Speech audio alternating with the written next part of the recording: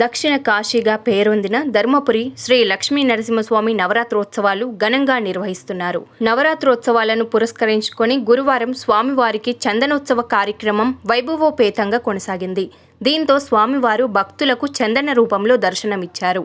తెలంగాణలో ప్రముఖ పుణ్యక్షేత్రం ధర్మపురి శ్రీ లక్ష్మీ నరసింహస్వామి దేవస్థానంలో నరసింహ నవరాత్రులలో భాగంగా గురువారం ఆలయంలో వేద బ్రాహ్మణుల మంత్రోచ్చరాల మధ్య స్వామివారికి చందనోత్సవం కార్యక్రమం వైభవంగా నిర్వహించారు.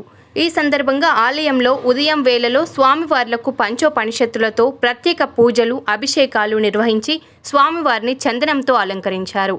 పూజా కార్యక్రమాల అనంతరం స్వామివారు భక్తులకు చందన రూపంలో దర్శనమిచ్చారు.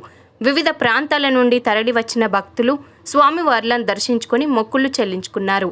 చందన రూపంలో ఉన్న స్వామివారిని ప్రభుత్వ విప్ ధర్మపురి శాసనసభ్యులు లక్ష్మణ్ కుమార్ దర్శించుకున్నారు.